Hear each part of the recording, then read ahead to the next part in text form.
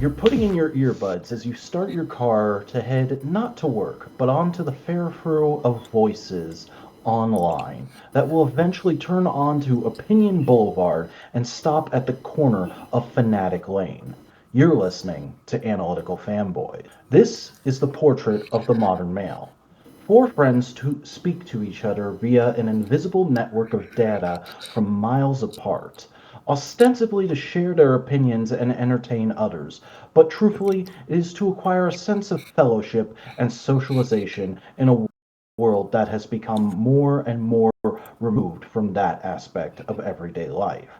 They are Buster Corp, Snowcone83, Boingo Ryder, and Simeon Scott. That's me, and they are about to embark on an auditory journey into discussion of the land of imagination that is the classic science fiction series, The Twilight Zone. How we doing, fellas?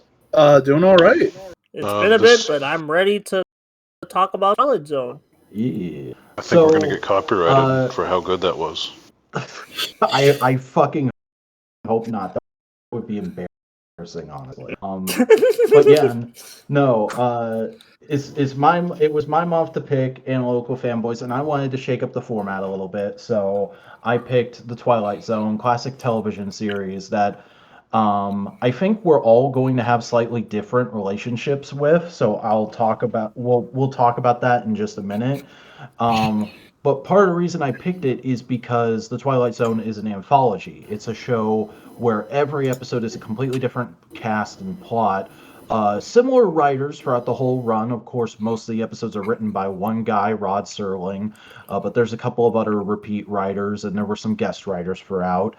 And because of that, I figured we could each just pick a random episode that we liked to talk about and kind of go through rather than having to try and talk about the whole show in one go. And if this format works, if people like it, I think to possibly apply it to other shows that even have more of a through line than the Twilight Zone. Like I think this could work for like a Star Trek series if people like it. But we'll leave that up to the comments to decide. And now I think we should start off by just kind of going round robin and everybody talking about what their relationship is with the Light Zone. Boingo, do you want to take the lead on that? It's always been in the periphery, and I've seen like bits and pieces, and we'll talk more about it when we get to it. But my grandfather grew up watching it because it's like that was his kind of show during the time, and he's a big ass nerd. So like I remember discussions and topics when we talked about it. But my biggest thing, just remembering it, is just growing up with all the parody of just the scary door. Like that's my biggest, like, oh, scary door from Futurama. All right. Y'all know what I'm talking about, right? No, yes, that's the parody of the Twilight Zone. Zone. I know that. The intro. Oh, I don't know. They made fun of the Twilight Zone intro with the scary door. I haven't watched that episode. Sorry. You've got to watch more of them adult cartoons, Buster. I do. Whatever. But like, I guess that's a good way to segue into my relationship with Twilight Zone. I have not watched a single episode until this week. I know about it, of course, very cultural relevance. I know about the Rod Serling narrations and stuff. I haven't like sat down and watched an episode. And hey, at least Tubi's got it now, so I might watch more episodes because I really enjoyed what we watched. Hey, Snowcone. I grew up with Twilight Zone being on I forget what it was called. It was like something TV. It was a channel Sci-Fi? that was on. I don't think it was Sci-Fi. I know it was on Sci-Fi, but I think it was also on like Retro TV or something like that. It was an old TV. MASH was on there all the TV time Land? as well, and like, yes, TV Land. And because my mom worked at the cable company, like, I had access to a bunch of different channels, but all I ever really watched was like Speed, the cartoon shows, History Channel, TV Land, and like Sci-Fi. And for some reason, I just loved watching Twilight Zone a lot. I also like watched the movie at a very young age, and like Like I think because my mom liked Twilight Zone, that I watched it a lot when I was younger. And I think there's isn't there a modern series as well for Twilight Zone? There's been 2 different Never attempts mind. to revive it. The most recent 3. one was Yeah. Jordan Peele on, I think, Paramount Plus. I haven't seen any of that. It was like they had a Super Bowl commercial. That's all I know about it. That's all I know. It's There like- was the 1950s first series, the 1985 second series, the third 2002 series, and the fourth 2019. Yeah, There's 4 attempts. era. But I've always loved it, What? no matter the time. I don't think I've ever gone through the entire each season before, but I've seen so many different episodes of it. One of my favorites was always the librarian one. I forget the title, but we don't have to go into all those. That's just Time Enough at Last. yeah. Yes. Fun fact, that and one of the episodes we're looking at tonight were both Rod Serling's favorite episodes. Ooh. That makes sense. But I just think it's a very pertinent, very important TV series. And I think that, I mean, I know Boingo already said this in the chat, but I think that after going through and watching all of these, if you've never known anything about Twilight Zone, you'll at least have, if you watch these 4 episodes, you'll see exactly why you should watch Twilight Zone, front to back. We kind of That's mine. accidentally did a perfect job of picking the different kinds of episodes there are. And we just And didn't pick also, the immediate those are the ones that everyone would pick, To Serve Man or Beauty William and the Behind Shatner and the the plane. or the Will Shatner one. We didn't pick the obvious picks. Yeah, I think we all picked something that's personal to us, somewhat. I'll be honest, I did low-key expect Boingo to pick The Monsters Are Due on Maple Street for some reason. I just felt that was That too is a good vibe, man. episode, and it's very in the same way that Cody's pick is hyper relevant to today. That is also very relevant. Yeah. We'll get there. We'll get there. Yeah. Real quick though, I do want to talk about my relationship with Twilight Zone because, well, A, it was my pick, but also B, I can literally remember the first I heard of it because it will make you laugh when I say it. The first time I ever heard of the Twilight Zone was on the DVD behind the scenes making of documentary for Star Trek 2009. Okay. I think Star Trek and Twilight Zone have a lot of shared DNA. Oh, Yeah, I definitely. mean, But I it mean, was they're there's in the a same reason- era. They kind of did I both can- popularize their own form of sci-fi or supernatural. And with the third one rounding out with Outer Limits, yeah, you got the trifecta of American sci-fi right there. Yeah, no, but I literally have this vivid memory of there's a bit in that documentary where they're doing a round robin thing with J.J. Abrams, the 2 writers, and all the producers of what is your relationship to Star Trek?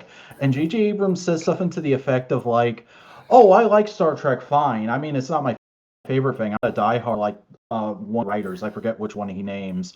But I liked it, though my favorite TV show was always The Twilight Zone. And I'm okay, Paramount owns both, so I can see why they left that in, but jeez, dude. And that would be the this last was when I mistake was- J.J. Abrams would make.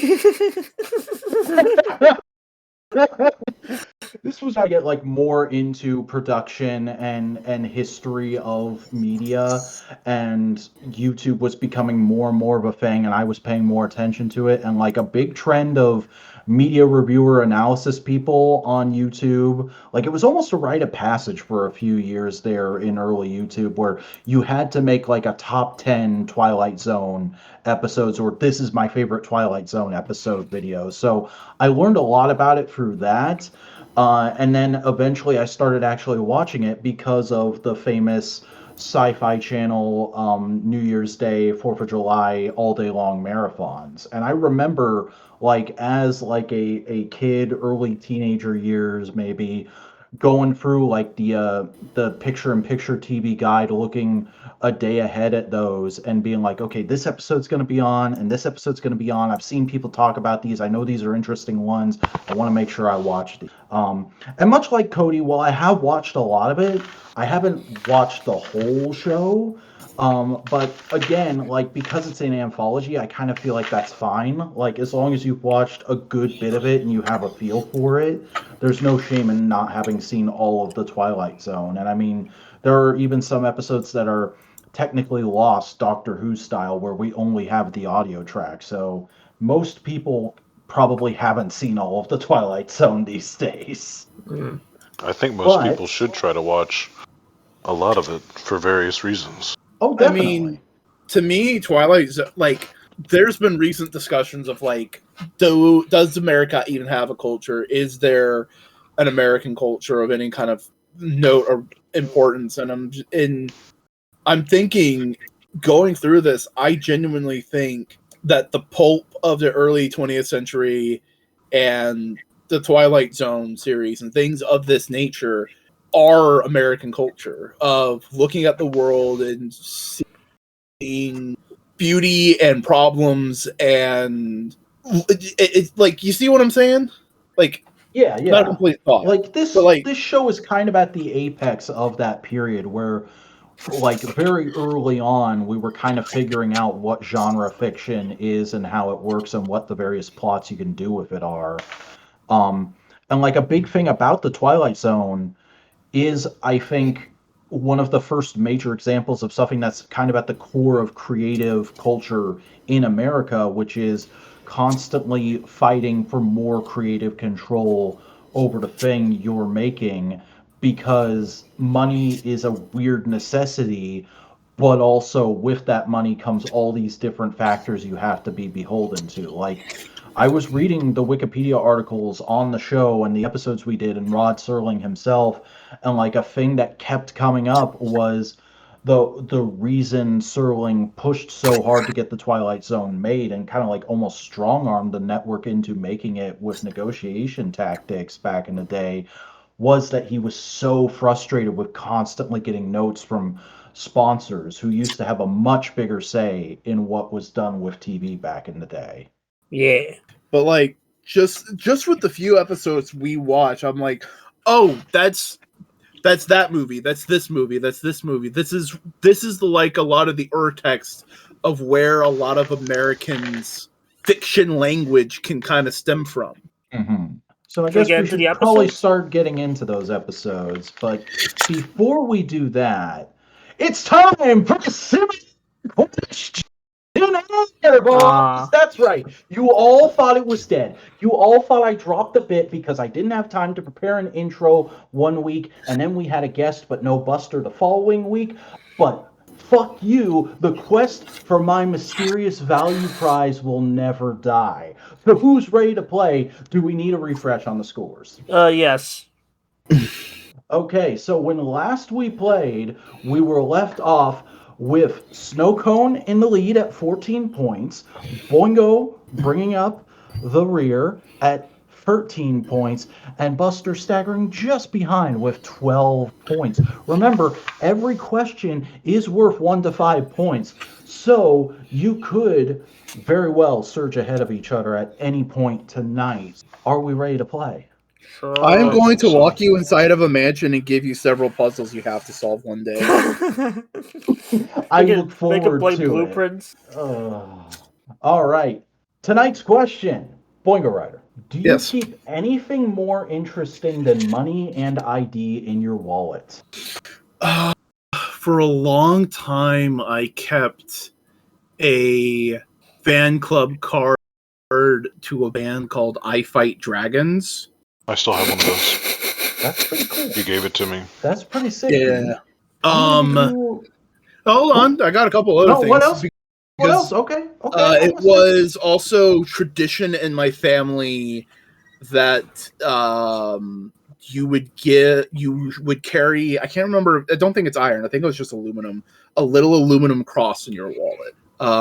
It's been years since mine busted, but I always had one of those growing up. So those two things. Maybe time for a new one? Possibly. I'm thinking of like getting an iron one. Not iron cross as in like the German one, like a normal crucifix made out of iron. Because of the whole iron and the Fae kind of thing. Yeah. Okay. I'm going to give you free points for that answer. That's a pretty good answer. So you're up to 16 total. Snowcone, do you keep anything more interesting than money and ID in your wallet? I tend to hold on to the most recent few theater tickets. I used to keep them all in there, and I would try to make it a point to just carry them all with me, but it got to the point to where the ink would rub off of the tickets. I have various cards in there, other than like keep carrying my social as well, but that's also part of ID. I have a little, I'm not sure if it's like yen or something like that, or yeni, but it's a little foreign currency that I think is from Japan that I found on the ground. And I've kept that in there for a little while. That is also money, though. But that's about it.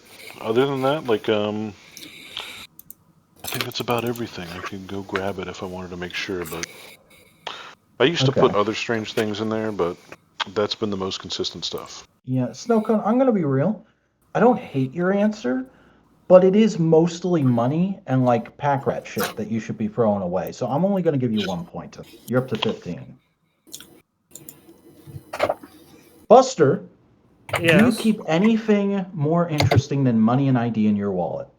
A library card. Whoa! This I guy's in the haven't cool used kids it a club. bit. I haven't used it in a bit, but like I do have it, and it's like I need to use it more. I just haven't been. There hasn't been an excuse to go to the library in a bit, but like I'll find one. All right.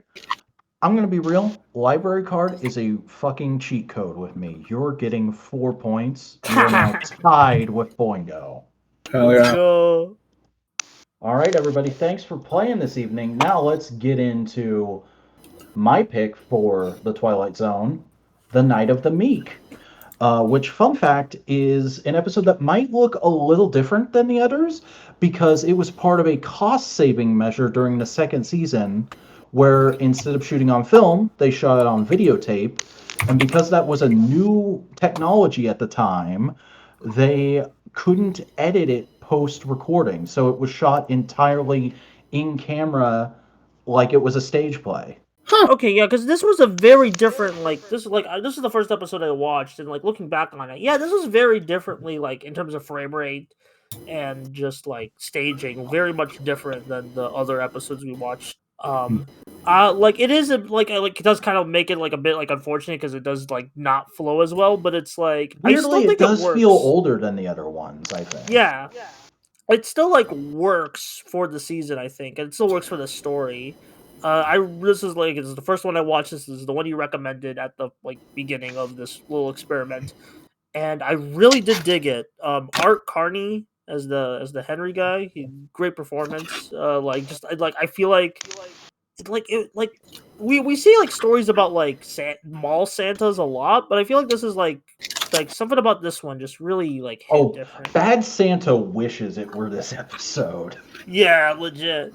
Like there are moments in this episode. There are two distinct moments in this episode that give me goosebumps, and it's when Art Carney is having his like fucking breakdown, yelling at his boss speech halfway through, and also Rod Serling's closing narration. Both of those, I think, are just fucking perfect monologue There's writing. so many great like little like acting choices, or it's just a really well plotted Christmas episode.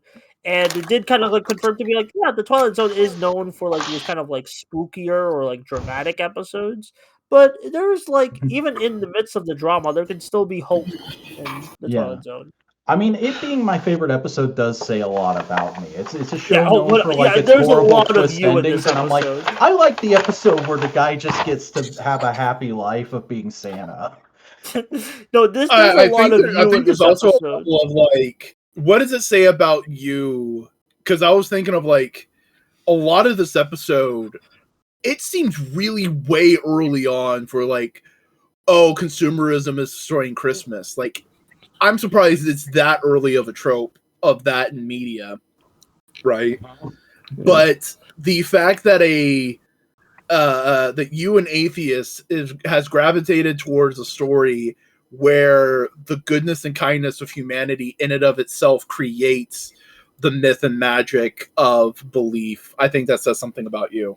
Yeah, Well, there, I there's a can lot kind of of you in this reply to that episode. because that is a thing I think about sometimes. It's like one of my core problems with religion is just the fact that you have to insist that it's real instead of just liking it being the thing that makes it real to you. That's why I still really like stories about nice, good, altruistic characters, but I don't necessarily give a shit about Jesus because I'm sorry, I just don't think Jesus was a real guy. I just don't buy it.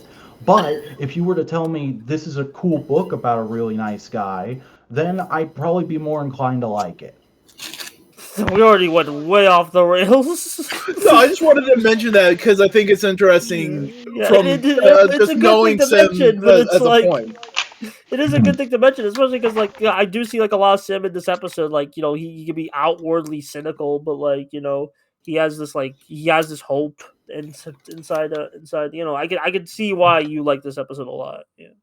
Cody, do you have any thoughts? It is that duology of like you hate the reality you're in, but you always desperately want it to be better. You don't just want to blow it all up.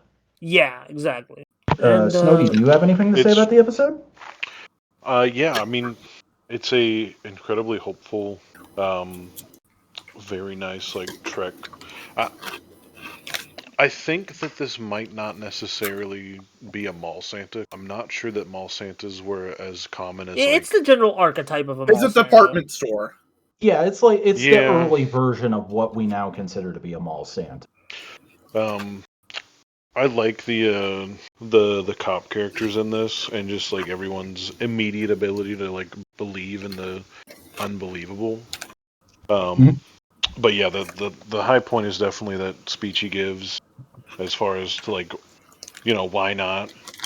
Like, why can't he? And even though I know there's other Twilight Zone films or episodes that don't end with like a complete monkey's paw situation, I don't know. I think it's still just like enjoyable. I was a little worried because like I was wondering if that was going to turn because I hadn't seen this episode before. Well, and something if- I did consider the last time I watched this episode, not for the podcast, because I do watch this episode every year at Christmas time, is you could kind of, if you wanted to, read that ending as like a monkey's paw. Like, you could say, like, he's hallucinating and that he actually died in the snow there, if you really want to be a mean bastard about it, but I don't take it that way. The thing is, I don't think you can read it that way because the manager and the officer see him go away on the sled. That is telling us, no, this is real.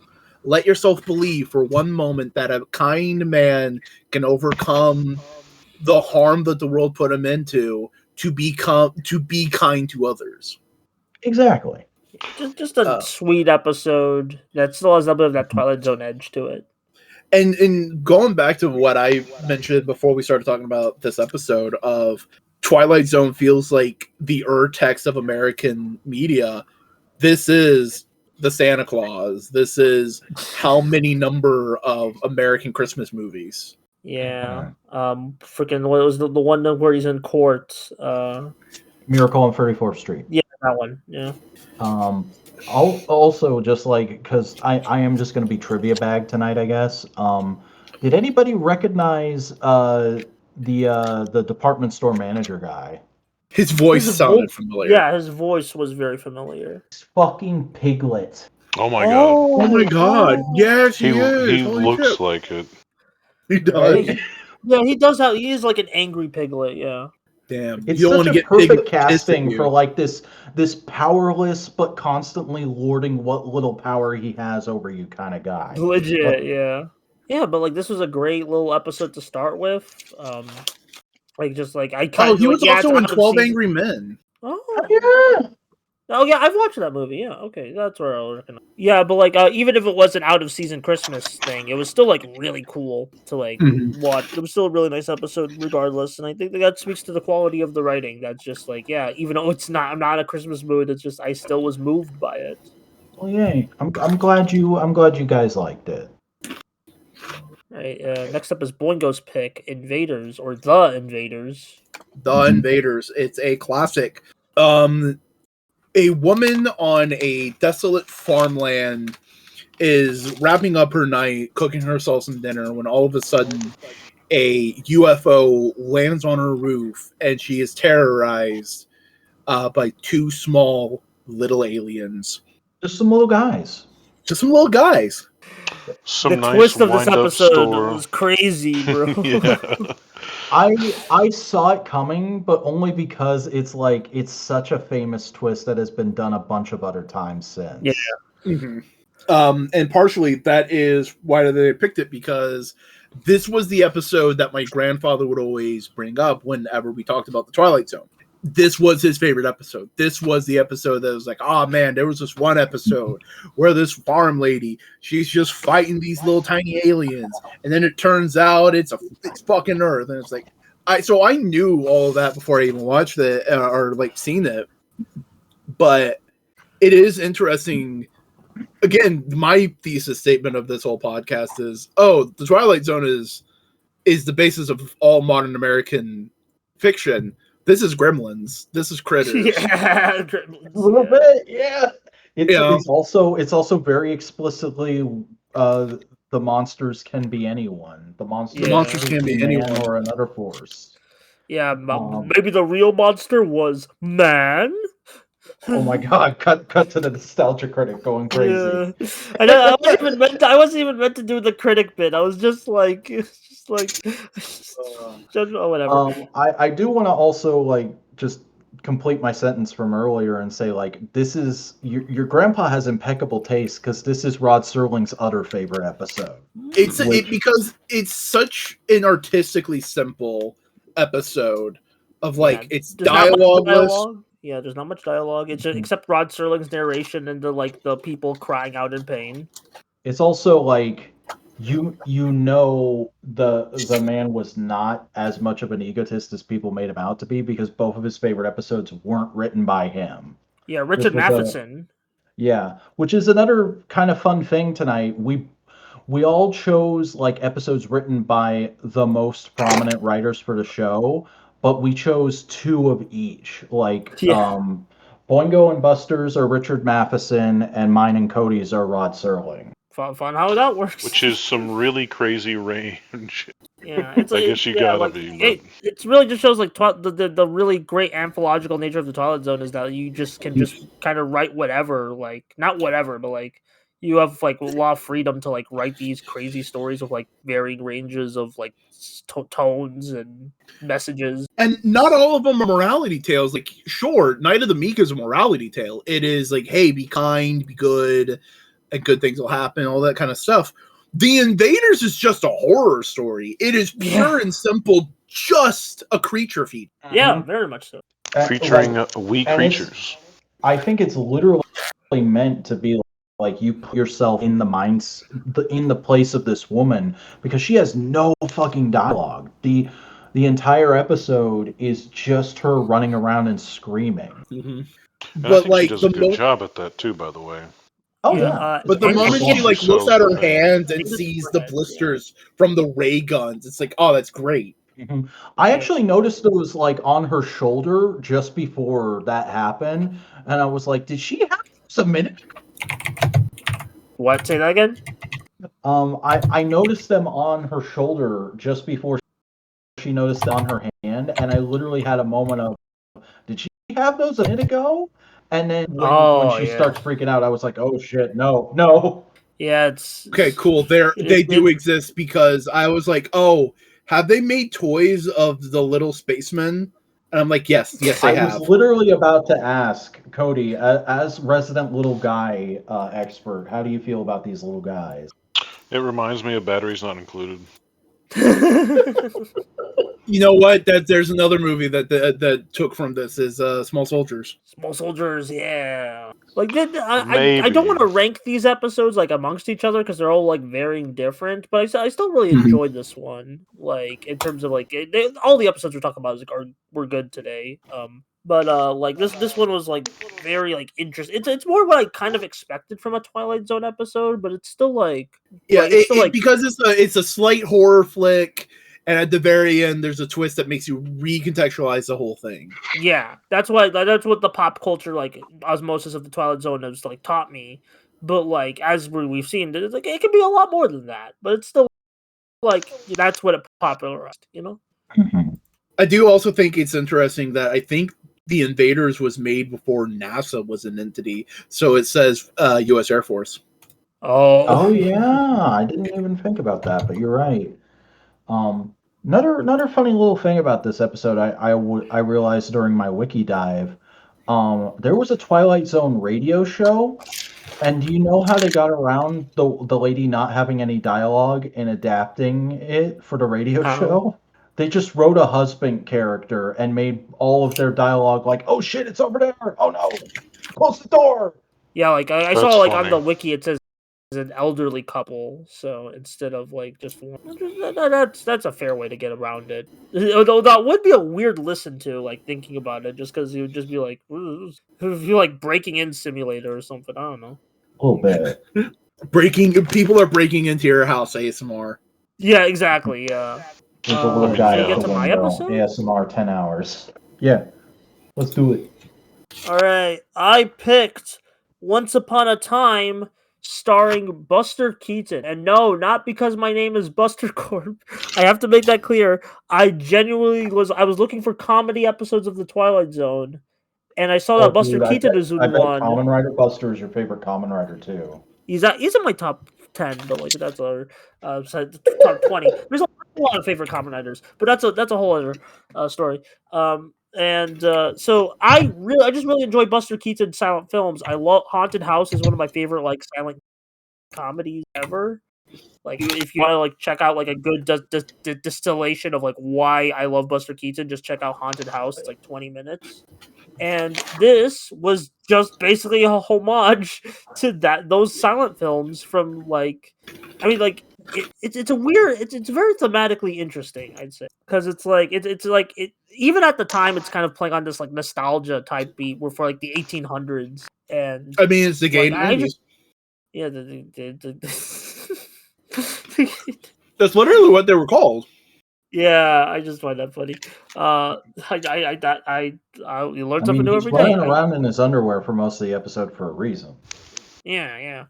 And like bro, like even though this is one of Buster Keaton's later roles in life, like bro still brings the slapstick chops like there, and it was very cool to like basically see this like sort of retrospective like look at like his career in some ways, like or like his style, and like how like older newer generations. I was like, oh, I would like even back then we were having like nostalgia boomers for like the old for like 50 decades before, where it's like, man, I wish I could live in the olden times. Where it's like, no, you don't. Literally, he was like, one step away from saying I was born in the wrong generation. That guy was, and I love the ending where it's like he actually does go back, and he's like, wait a minute, this sucks, and he goes back with the time machine. I love that he's literally like, this laboratory sucks, there's no electricity, and I'm like, you're a scientist, you should know when electricity was invented, my guy.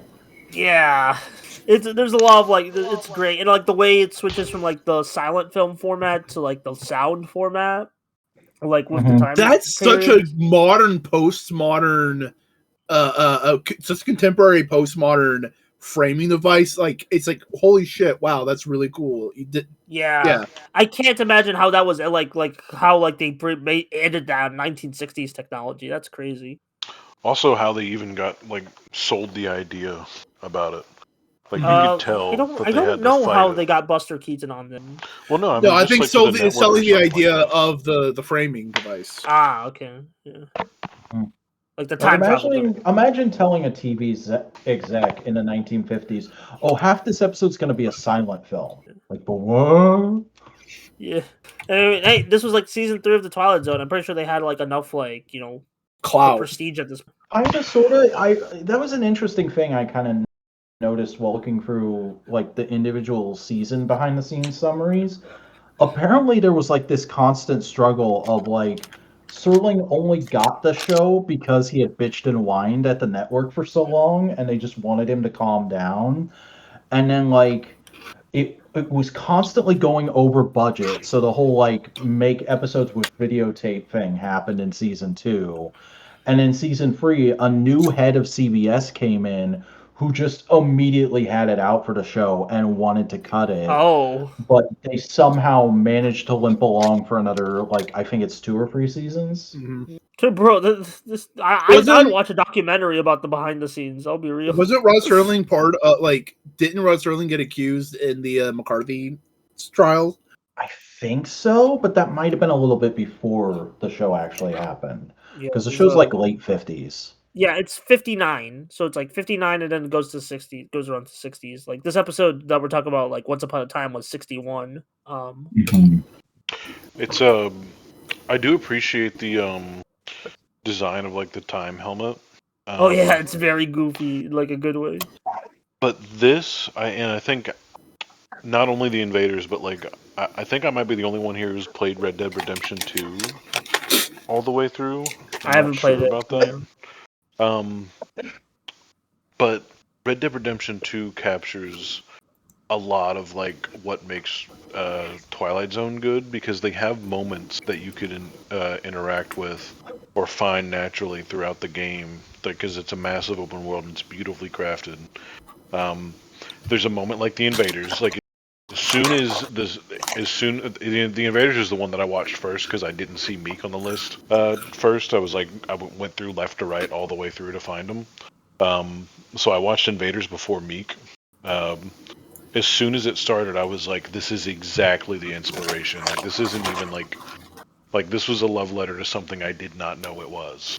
Or rather, that was a love letter to this specific thing.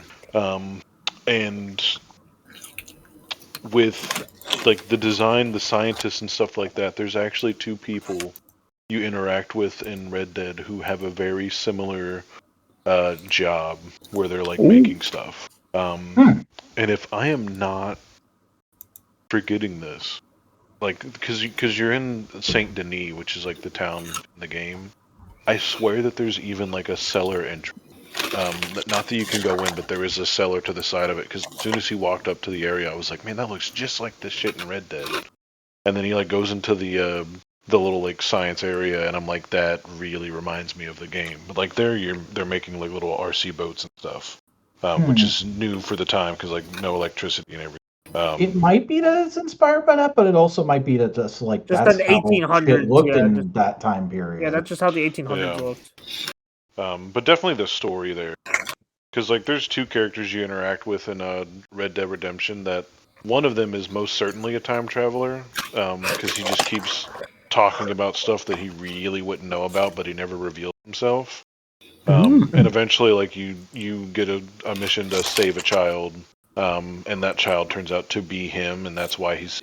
But anyways, like there is a lot of Twilight Zone inspiration in the DNA that people might not even connect right away. But no, this episode, like to see Buster Keaton and the way that they use the audio flips, like I love how unafraid Twilight Zone is.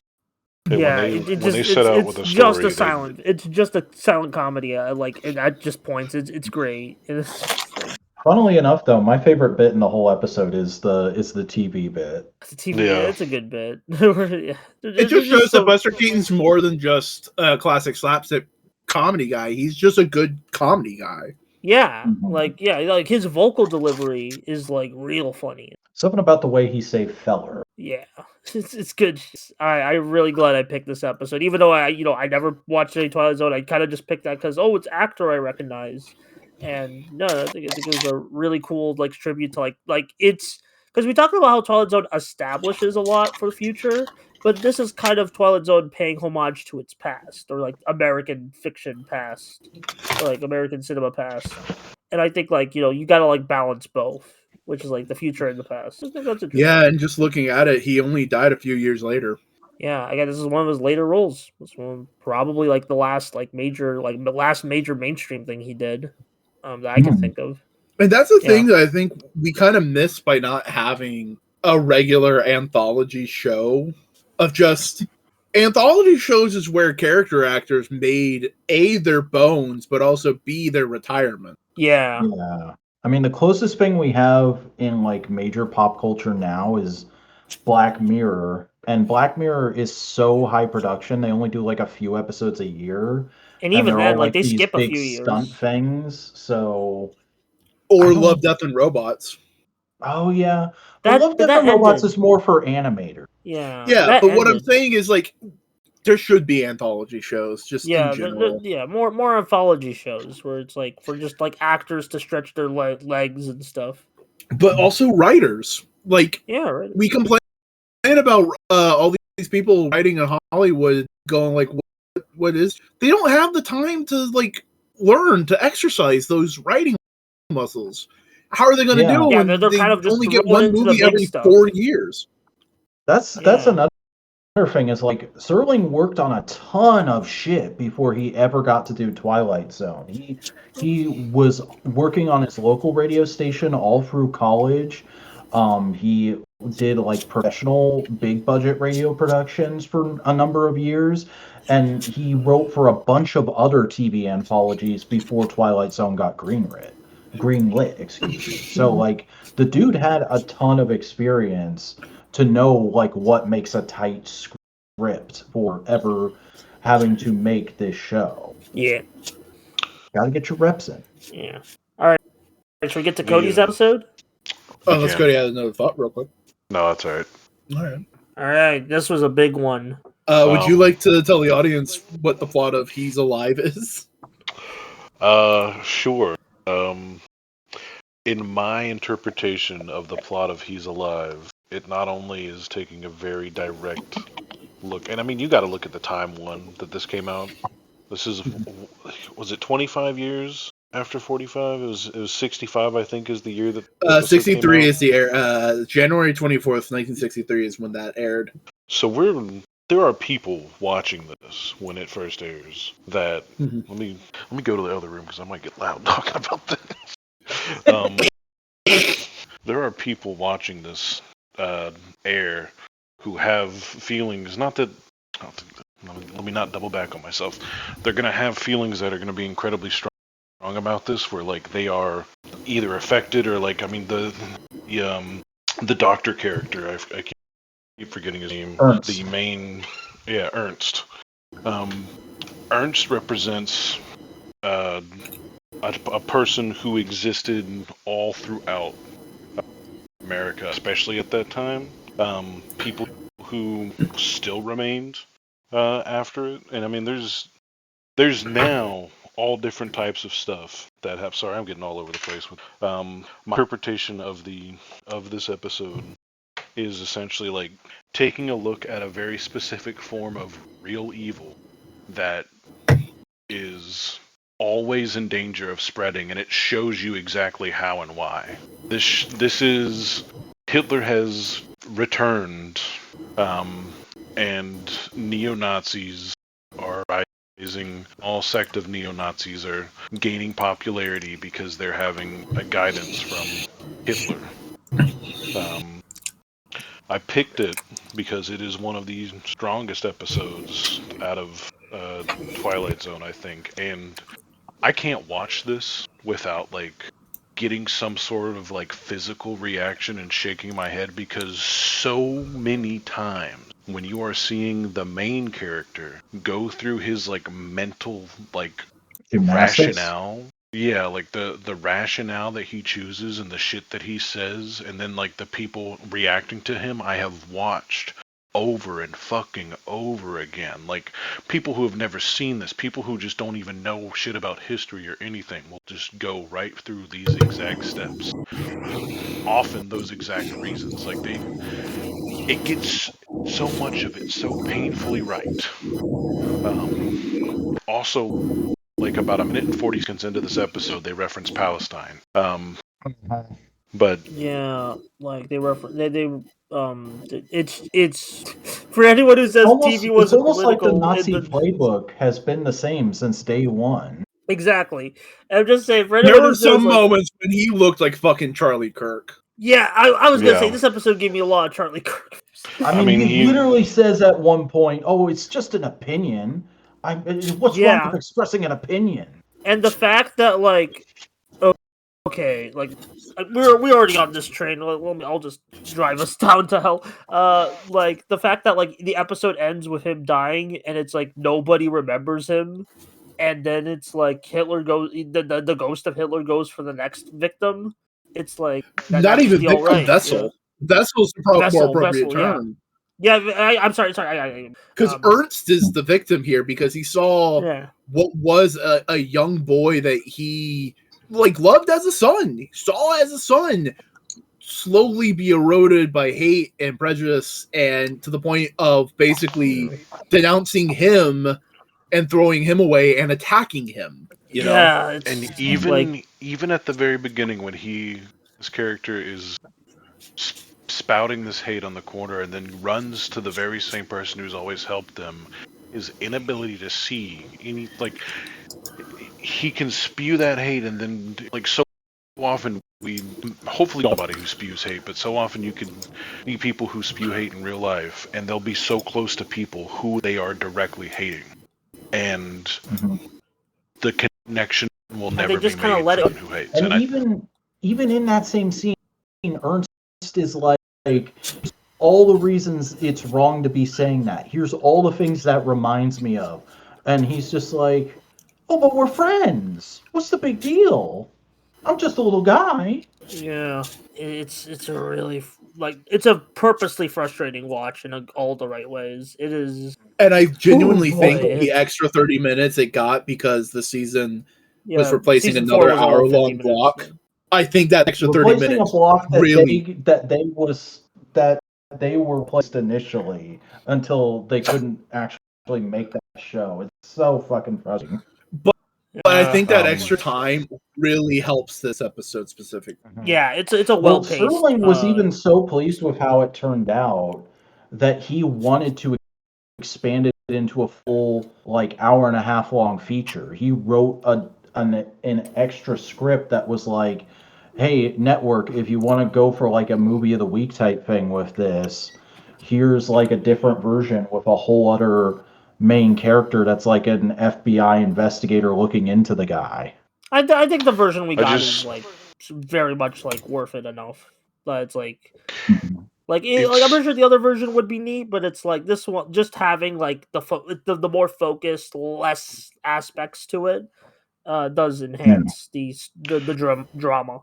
This is something that I've used quotes from this fucking episode in arguments against people trying to show them who they are being and what they are doing. I have seen this used for the last 10 years maybe now, continuously brought up as well. I've seen it before. I've heard it talked about, and whenever there was rise of neo-Nazis, the shit just does not age. Unfortunately and fortunately, I guess, for a media. Sterling literally says it in the narration. Wherever there is prejudice, he's alive because we keep him alive by allowing that to exist. Also, just on that specific note, I love how we don't know for sure if Hitler being there is a supernatural thing or if it's just pure metaphor. Mm-hmm. Yeah, it can be both. It can be both, but what I'm saying is the show never tips its cards going there's really a Hitler ghost to kind of let all the neo-Nazis get away with. One of the other guys walks in and goes, who are you talking to? I don't see anybody.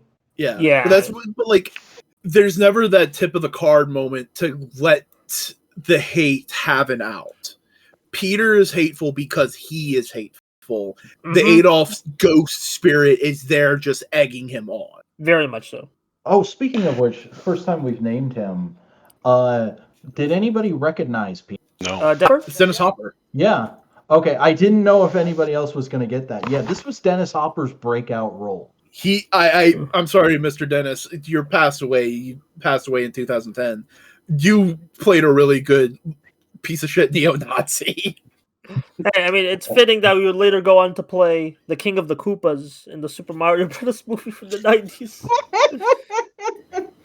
And Bowser's less Hitlerian than most of his contemporaries, but still, what am I doing? But anyway, great, very chilling episode. I'm glad Cody picked this. This is kind of some catharsis. This was the only other one I had seen before. Though I did honestly get a new favorite moment out of this viewing because I didn't realize when the cops first show up and ask him if he's okay and who did it, he just instantly goes, "Oh, it was the communists." Like that's Yeah. fucking hilarious. Yeah. That it's what he would say. It's what characters like him would say. And Yeah. watching this, I'm hey, it's wondering, what they say fucking today. Yeah, that's what I'm saying. so much of this shit is like it can just it gives a new like context to the pattern recognition that goes Yeah. And with it's like all America's coming from an politics. American-born Jewish writer who signed up for World War II the day after he graduated high school because he wanted to go kick Hitler's ass, and then got frustrated because he was assigned to fight the Japanese. Yeah. Like, you can But tell that's the thing, Sterling I is mean, working some shit out. you you grow up in this country taught a certain way depending on the life you have. Like the life that he grew up with was obviously substantially different than something that either anybody here would experience. But even still, like that patriotism grabs hold at some point, and then the more you learn, the less it holds. And that is why, like, there is such a constant attack, even throughout the years, both Democratic and Republican, on like certain topics being taught and certain things being shown. Because like, history will always repeat itself if it is allowed to be. And when you don't know shit, when you don't know like something is bad, or you don't know like how something happened or what the patterns were, when you don't understand that context, like with the character there, I think his name was Tim, I can't remember the side character that they chose to be the martyr. Like Frank, was it maybe? I don't know. I don't want to get too far into things, but like goddamn, it's just like Yeah. there's not really a scene or a time in this show that's not, or in this specific episode that's not relevant to what's going on today, or you can't find shit happening word for word, beat for beat. It's real. Like, oh, cool, it's aged well. Oh no, it's aged well. It's like, Yeah. It's heavy shit. Sometimes you need that heavy shit. yeah, it's like, and hey, it's probably my favorite episode we talked about today, honestly, just because it's like, of that catharsis. That, The thing is, they're all really good episodes, but they're all really good in different ways. And again, we picked really good episodes to have because it's like, oh, the lighthearted, oh, the horror, oh, the wacky, oh. Yeah. Yeah. Thank you for picking this one, Cody. I kind of needed this, like, after the last few years.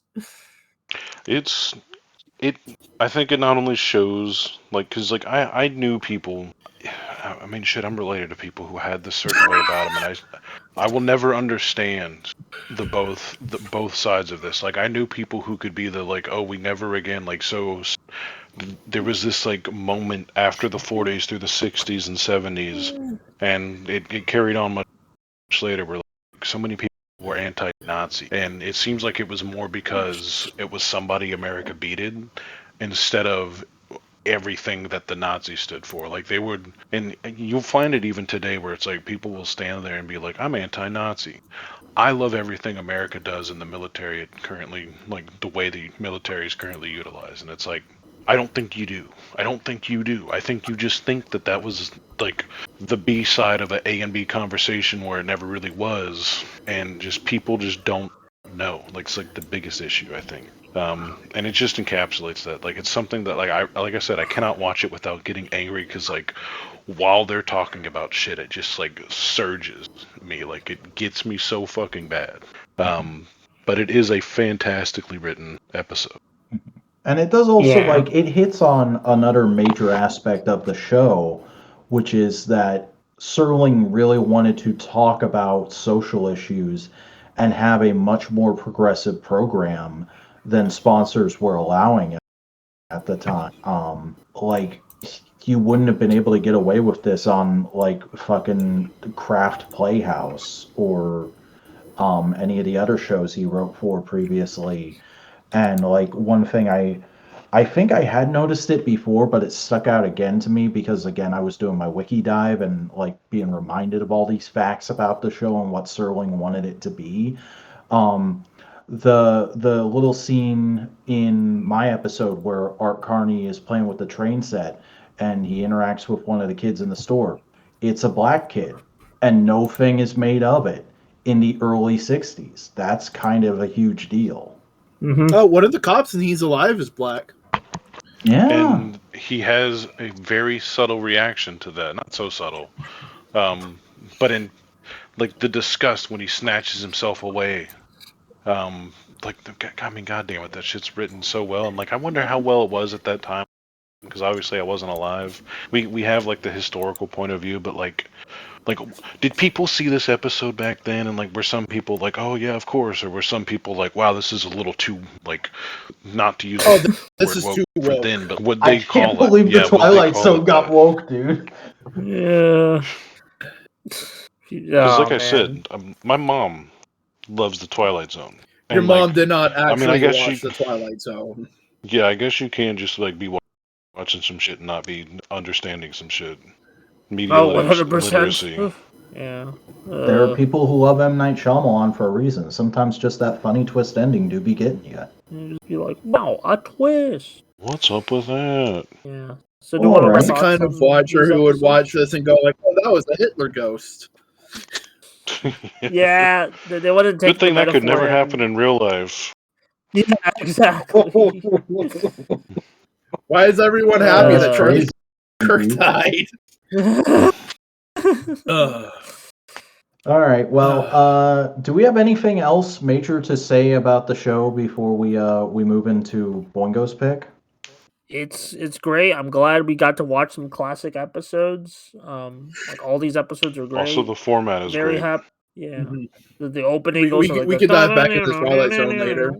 You know, I definitely It's- want to come back. It's at one some of the most point. iconic openings in television history. Yeah, Honestly, I mean, I think like, we even, could like, do all this the for Twilight variants we Zone. saw- Do this with Outer Limits. Oh, because even like all the oh, episodes dude, we had, I'm picking one of the Harlan Ellison episodes that inspired the Terminator. But like, with like Twilight Zone, there's so many variations on the intro go so hard, like with both the instrumentation there's and the like The one that variation. Jonathan Davis of Korn did. Wait, what? Not In the the actual 2002 show, Twilight Buster. Okay, not 2000. Okay. I'll look into that. I'm talking about the. I haven't watched. You know what I mean? Yeah, I haven't. but I'm just- watched the 2002 one. I'm just talking about the 60s one. Yeah, but he did the 2002 episode intro. It is God, exactly that what you logo think it so- is. The, Oh my god, that I will logo watch with the this big later. I will Z. watch this later, and I'll let you know how I feel. But Boingo, or like Simeon, any last words on the Twilight Zone before we head into Boingo?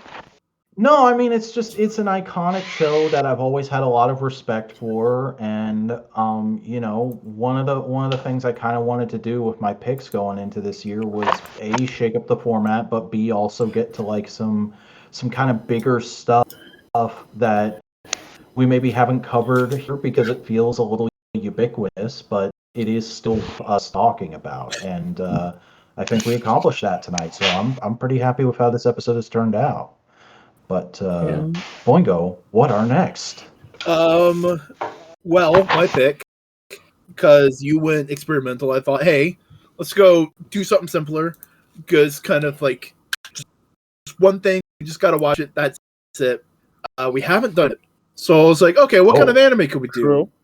I don't want to do something too long, because you know, it's kind of right. I'm also about to start a job. Yeah, you're about to start a job, so that's something too long. So maybe like 12, 13 episodes. That's perfectly reasonable. 2 episodes a week. You should probably be able 2 to 3 episodes a week Yeah. would be good. I also wanted to just something that I really enjoyed, kind of go back to like the beginnings of the podcast of, hey, this is the thing I enjoy. Let me share it with my friends. So let's dive into the world of the Prohibition Americana. What? Oh my- Let's get jazzy. I'm- We're watching Oh, Bacano. boy. You motherfucker! The moment you said Prohibition, I was like, he's gonna just fucking pick the ooh. Bacano. I've never watched This is You like will enjoy it one of because the it's written by the early same. anime. It's written by the same Wait. person who wrote Durarara. Oh, okay. I'm into this. Yeah, Just so- a 13 episode first season. 13 episodes. It's only one season. 13 episodes. It is a multifaceted story from different perspectives, all centering around the Italian mafia in Prohibition, New York, and a variety of different stories with some supernatural shenanigans going on in the background. It's really good. The dub is also phenomenal, and in the way I encourage all of you to watch it. Apparently, this series is in legal limbo, so I don't think any of us can legally Yeah, watch we're it. gonna. I'll have to eye patch it, but it's really good. I thoroughly enjoy it. It's one of my favorite anime of all time. Yeah, I'm down. I'm down to It check might this be out. hard. Finally, knock this one off the list. I can give you links. I should maybe I could watch it on my phone then, at the very least. Yeah, if you have a I web didn't know browser you that had blocks Atari ads. links. Yeah, we can hook you up, Cody. Don't. Or worry maybe about I it. can just download them and send them to you on Google Drive. The We shall see. possibilities are endless. Either way, it will be But done. yeah, It will be done. we'll be done. Yeah, Bakano. Have any of you seen Bakano? Nope. I have not seen it. I've been aware of it for a very long time, though. All right. I don't know anything about this other than its probation era, so we'll find out together next time on Analytical Fanboys. We have some other things to do, buddy. Oh yeah, plug our stuff. Yeah, I mean we're gonna plug our stuff. But I would just Cody, plug your things. My name is Things, and I like to plug. You can find me at never_robot on Instagram or Snoken83 on Bluesky. Buster. Oh, Buster's muted. Oh, sorry. That was I had to. Someone was in the room for a second. Anyway, I'm Buster. I do lots of videos on my internet YouTube channel. I just released a really neat video on Romeo's a Dead Man, and I have a lot more videos in the future. So check it out. Check YouTube. I'm trying to figure out the best order to do this. We'll just do it like this. Simeon, tell the people where they can find you. Hey, everybody. I like things and stuff, and I tend to post about that, and also like when I'm really angry about things that are happening in the world. So if you want to see that, go to my link tree. You can find me on Bluesky, YouTube, Instagram, and Tumblr through that. Hell yeah. I am Boingo Rider. You can find me in a variety of places online, such as YouTube and Twitch. Just search for Boingo Rider. And this has been. I hope you enjoyed this little romp of podcasty goodness. Remember to follow us on your podcasting platform of choice, wherever you're listening to us. And if you're on YouTube, please leave a like, a comment, and subscribe to the channel so you can get podcasts like this and more, including modular components where we just hang around and chat. So this has been the episode on the Twilight Zone. Next time we'll be on Bakano. Fellas, do we have anything else we'd like to say? The only good Nazi. No, can't even do it. No, Cody. What rotting they I'm just saying. sirloins? To up rotting the Zerling indeed. And to all a good night. That shouldn't be